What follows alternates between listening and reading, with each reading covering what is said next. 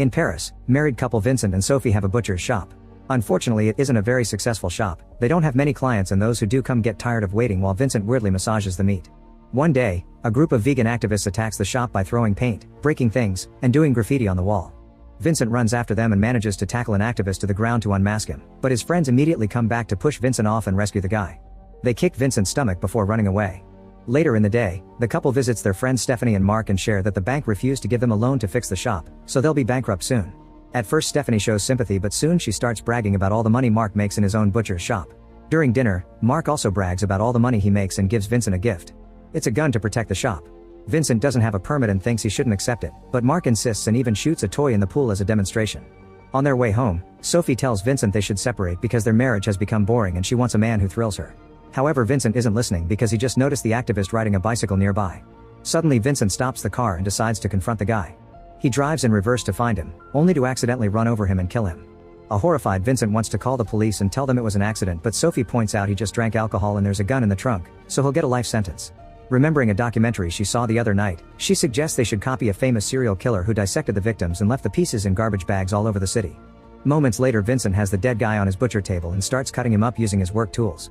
He breaks him into big pieces which he then slices into smaller ones. In the process, an ear drops and the dog eats it without hesitation, liking it so much that it barks to ask for more. Vincent throws the other ear, and watching his dog eat it leaves him thinking. After he's done, Vincent goes to his bedroom where Sophie is watching another crime documentary. She tells him he can't sleep there because they're separated now. Vincent has no choice but to sleep on the couch. The next morning Vincent oversleeps and rushes to the shop only to discover Sophie has sold the human meat he left on the slicer thinking it was ham. Before he can scold her, the client comes back saying it was the most amazing meat she ever had and asks for more. He tries selling her something else, but she only wants more of that ham. Sophie doesn't understand the issue, so Vincent claims he changed providers, and now Sophie wants to try the new ham. She also thinks it's absolutely delicious, and Vincent tells the women it's Iranian pork. The client buys all she wants, and after she leaves, Sophie demands the truth. When she hears the explanation, she freaks out only for a second before telling Vincent not to throw it out. Instead, he should try it too. He refuses to do so, but Sophie keeps talking, saying they could sell the whole body to get rid of all the evidence. At that moment, another client arrives. He's a friend of the previous woman, who shared her ham with him, and now he wants some too. The rumors of the Iranian pork spread, and soon the shop is filled with people asking for it.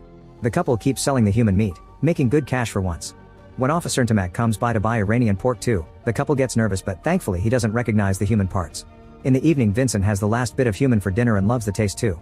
Sophie thinks they should start killing people and selling their meat, which Vincent thinks is a joke. However, Sophie is serious and points out this could save the shop. The next day, their daughter Chloe introduces them to her boyfriend Lucas. He's vegan, but he promises he respects meat eaters and isn't an extremist like those who thrash the shop, an action he doesn't approve of. Vincent and Sophie at first don't mind, but they're shocked to hear that Chloe has become vegan too out of respect for her boyfriend. Lucas won't eat the mushrooms Vincent made because they're soaking in the chicken juice, and he doesn't drink their wine either. He explains he only drinks vegan wine because traditional wine is made of crushed grapes that have dead insects in it. The couple brings out cheese and later a cake, but he won't accept those either because they have milk and eggs. He even calls Sophie an old cow as he explains how they treat animals on farms. After Chloe and Lucas leave, Vincent is so frustrated that he agrees to kill people. They go to a vegan restaurant and begin analyzing the clients, wanting someone with plenty of meat and no stress. The cook is very big, so they choose him as their next victim. When the guy's shift ends, Vincent follows him into his house and gets the knife ready, but when the man screams, Vincent panics and runs away. He joins Sophie in the car and tells her the man defended himself, that's why he had to run. However, Sophie can tell he's lying and says they need better plans, so she shares more ideas she's learned from watching crime documentaries. The next day, Sophie and Vincent go to another town and pretend to be vegan activists in front of a grocery store. When a man insults them, Sophie argues with him using all the data she learned from Lucas. A vegan man approaches them to congratulate them and starts ranting against the system without giving them room to reply, so Sophie has to yell something inappropriate at him to scare him off. A more friendly vegan guy talks to them next and they agree to meet later to discuss activism. Moments later, the guy shows up with 2 more people. Vincent and Sophie wouldn't be able to fight all 3 at the same time and get ready to leave, but the trio reveals they're planning to thrash a meat processing plant. Vincent gets an idea and agrees to join them, ignoring Sophie's disapproval. During the trip, they're given masks and one of the activists thinks Vincent looks familiar. The couple distracts him by saying they're florists. When they reach the meat plant, Sophie is shocked to discover it's Mark's business, so she stays outside by claiming she'll be lookout. Vincent joins the trio and has fun thrashing the place, starting a fire, and even peeing on a picture of Mark. Afterwards, Sophie and Vincent go to a restaurant, where she scolds him for betraying their friends. However, Vincent thinks big chains like Mark's are hurting little business more than vegans. He orders a steak but isn't in the mood to eat it because it isn't as tasty as people. Vincent refuses to kill again and Sophie begins taunting him, calling him a coward and saying he only knows to depend on her when things get tough. Her words make him so mad that he raises a fork to hit her, but he stops himself and announces they're over before leaving. Sophie ends up chatting with the waiter and they bond over their love for crime documentaries. He offers to give her a ride, and when they make it to her house, he notices the shop. The waiter finds it ironic that he gave a ride to a butcher because he's vegan. He keeps flirting with her and even kisses her, only for a hungry Sophie to bite his tongue. Since he's bleeding, she invites him in so he can clean up. While the guy is in the bathroom, Sophie tells Vincent this could be their next Iranian pig and makes him jealous by explaining the kiss in detail. A furious Vincent starts sharpening his knife and Sophie gets excited to see him so worked up. However, Vincent pauses when he remembers that the best meat comes from relaxed cows. Sophie decides to give the waiter a massage on the couch to get him ready. When she tells Vincent to go, he starts having second thoughts, but Sophie pushes him into agreeing by mentioning their survival and threatening with divorce. Vincent leaves the kitchen and finds the waiter naked because he thinks this is all a naughty game the couple did to make him join their dirty time. This infuriates Vincent again and he starts beating the guy up until he's dead. At that moment Chloe comes home, so Vincent washes his face off with fishbowl water and Sophie hides the waiter's clothes with the body behind the couch. Chloe is upset because Lucas broke up with her. Apparently he thought she's been eating meat in secret and that a butcher's daughter carries the love for meat in her blood. She wants to stay with her parents tonight and have the shop's meat for dinner, which causes the couple to freak out. They tell her to go back to Lucas and give him a second chance because he's a good guy. After Chloe is gone, the couple cleans the blood in their living room and proceeds to slice the body. While they work together, they can feel their bond becoming strong again. They throw the waiter's bike into the river and later sleep together on the couch. The next morning Stephanie and Mark call them for moral support since they've found the destroyed shop. Sophie feels bad at first, but she changes her mind when Stephanie still mocks Vincent's shop. Officer Ntamak explains this was done by the same activists who attacked Vincent's shop and even shows them footage. While Stephanie and Mark demand compensation from the government, Ntamak privately asks Sophie and Vincent for more Iranian pork.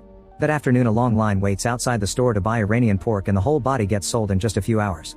Sophie promises they'll have more tomorrow, so in the evening, they kidnap the cook from the vegan restaurant and kill him in the bathtub after some hesitation. As days pass, the couple keeps killing vegans with different tactics. Vincent stops being hesitant and starts enjoying the thrill of the hunt. Every day they have more and more clients and the lines at the shop are incredibly long. The couple grows closer while working together and murdering people becomes such a routine for them that they have silly conversations while killing. One night they invite a vegan man to thrash a meat plant together. While the guy is choosing a mask, Vincent gets his knife ready, but the man sees him and kicks him before running away. The couple begins chasing him through the forest, but unfortunately they lose sight of him.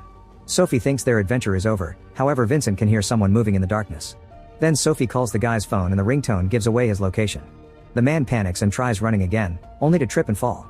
When the couple checks on him, they realize he's already dead and the fear must have given him a heart attack. The next day Sophie and Vincent share the steaks made out of heart attack guy with Stephanie and Mark, who admit it's good and their jealousy keeps them more quiet than usual. When Mark takes another bite, he's shocked to find a piece of metal in the meat and Stephanie recognizes it as a pacemaker. Vincent immediately takes it and tells them it's actually a microchip farmers use to track their livestock. An argument ensues and when their friends start mocking their little shop again, Vincent finally gets brave enough to call them out and insults everything about them. A furious Mark jumps on Vincent and they start fighting in the middle of the garden, ignoring their wives' pleas. Vincent tackles Mark into the pool and ends up biting his ear off, chewing it without thinking. When Stephanie calls him out, Vincent spits it as if it was disgusting and pretends he was just making a point. After watching a documentary about leopards, Vincent begins copying their camouflage and running techniques to hunt victims more efficiently. From then on he watches more animal documentaries to copy other techniques, like learning to choke people to death like a snake. Some nights eating human meat gets the couple so excited that they end up getting dirty. One afternoon they're having a barbecue picnic in the park and a guy complains about the smoke and the smell of burning corpses since this is his favorite yoga spot. The couple pretends they agree to move but ends up killing him instead. Sometime later the couple attends a vegan event to look for new victims. Vincent is tempted by a very chubby boy and creeps himself out since he doesn't want to hurt children. At that moment they bump into Chloe and Lucas, so they have to pretend they've become vegan and only sell meat to earn a living. Lucas comments on all vegans that have disappeared lately and thinks the Union of Farmers or the Butchers Guild are behind it. Suddenly he kicks the couple out of the event as he calls them butchers, which is overheard by the activist who thrashed Mark's store. On their way out, Sophie notices a black woman and points out those are two flavors they haven't tried. Vincent decides to revoke his not killing women rule and the couple chases after her. That night Vincent's knife breaks while he's slicing the woman. He goes to the shop to grab a new knife and finds Ntamak knocking on the door. The officer just thinks it was curious to see the shop's lights on after hours, so Vincent pretends he's working late. When the dog appears nearby with a hand in its mouth, Vincent yells to scare it off and tells Ntamak he's got PTSD since his shop was attacked. Before leaving, Ntamak mentions the missing vegans. Moments later Vincent tells Sophie that he threw the woman's meat away because he thinks Ntamak suspects something. He wants to quit killing but Sophie doesn't because she wants to beat the records of the most famous serial killers. Their argument is interrupted when they hear the doorbell and they get worried, but it's just Lucas. He's come to apologize for losing his temper and admits he feels like he's losing Chloe. Sophie wants him to stay and relax, which makes Vincent realize she wants to kill him. He immediately kicks Lucas out, then he calls Sophie out and announces that Iranian pork is over. That night Sophie tries watching another documentary but she can't stand it and turns off the TV while Vincent sleeps on the couch with the dog. The next day Vincent tries selling normal beef, but the long line of clients leaves when they hear there's no more Iranian pork. Sophie calls him a coward and Vincent thinks he doesn't deserve this after everything he did, so he leaves. Later, while Sophie is closing the shop, the activists show up and ask about the florists. In the evening Vincent comes home and finds the dog barking at the activist's van. Meanwhile, the activists have tied Sophie up inside a butcher's fridge and announce they'll treat her like she's treated animals. When a man is about to kill her, Vincent bursts in with his dog, who immediately attacks the man hurting its master. Vincent throws a knife at a woman's head to instantly kill her before fighting the last guy, who easily overpowers him and stabs him with his own knife. A furious Sophie manages to loose the ropes and pushes a meat hook to kill the man in revenge while the dog finishes the last activist by biting his groin. Then Sophie removes the knife and confirms Vincent wasn't stabbed in a vital spot. Sometime later a documentary is made about Sophie and Vincent. Stephanie and Mac are interviewed since it was their statement that led the police to the arrest. They keep making racist comments about Mac while explaining they asked farmers about the so-called chip, but nobody used that technology. If it hadn't been for the pacemaker, Sophie and Vincent would have never been caught. The couple received a life sentence and at the end of the trial, the judge asked them if they had any regrets. Sophie's only regret was killing a guy with a pacemaker.